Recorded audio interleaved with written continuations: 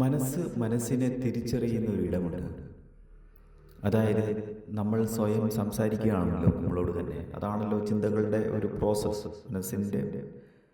മനസ്സിൻ്റെ പ്രവർത്തനം അതാണല്ലോ. ഇപ്പം നമ്മൾ നമ്മളോട് സംസാരിക്കുമ്പോൾ രണ്ടുപേരുണ്ട്.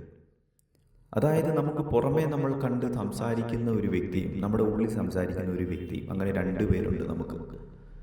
പുറമേ നമ്മൾ സംസാരിക്കുന്നത് ഫേക്കാണ്, നുണയാണ്, അതൊരു നാട്യമാണ്. പക്ഷെ അകത്ത് സംസാരിക്കുന്നതാണ് എൻ്റെ റിയാലിറ്റി. എന്നാൽ അതിലും റിയാലിറ്റി ഉണ്ടോ എന്നുള്ളതാണ് നമ്മുടെ അന്വേഷണം.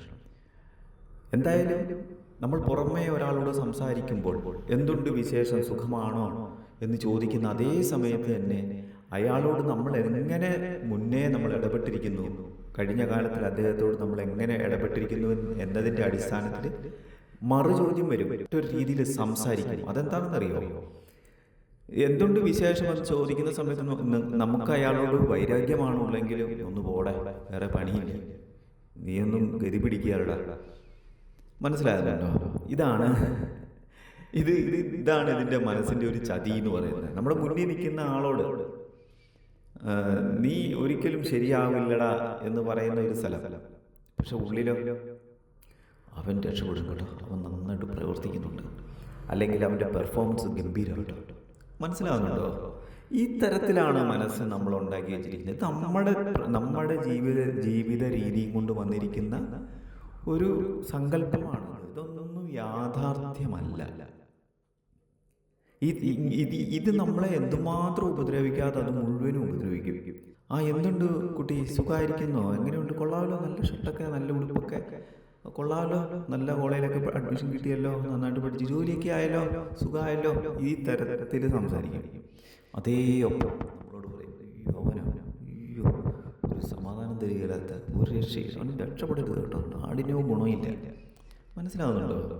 എവിടെയാണ് ഇതിൻ്റെ സത്യം ഇരിക്കുന്നത്? എവിടെയാണ് ഇതിൻ്റെ സത്യം? നമ്മൾ തിരിച്ചറിയണം. എന്ത് തിരിച്ചറിയണം? ഞാൻ ആരാണെന്ന് തിരിച്ചറിയണം. ഞാൻ ആരാണെന്ന് യഥാർത്ഥത്തിൽ തിരിച്ചറിഞ്ഞാൽ നമ്മുടെ മുന്നിൽ ഇരിക്കുന്ന ആളും ആരാണെന്ന് നമ്മൾ തിരിച്ചറിയണം.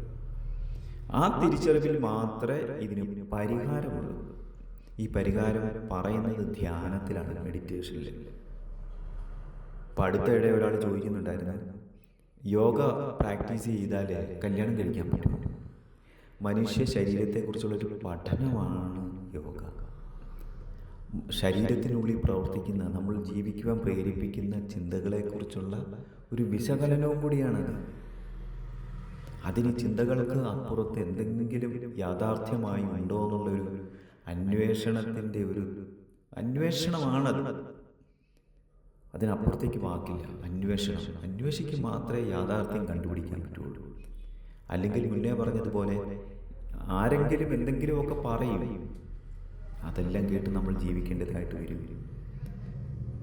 അല്ലെങ്കിൽ ഒരു വ്യക്തിയോട് നമ്മൾ ഇടപെടുമ്പം ആ വ്യക്തിയുടെ യഥാർത്ഥ അദ്ദേഹത്തിൻ്റെ ഉള്ള് നമ്മൾ അറിയാതെ നമ്മുടെ സങ്കല്പങ്ങൾ വെച്ച് അദ്ദേഹത്തെ വിമർശിച്ചും പകച്ചും ജീവിക്കേണ്ടതായിട്ട് വരും.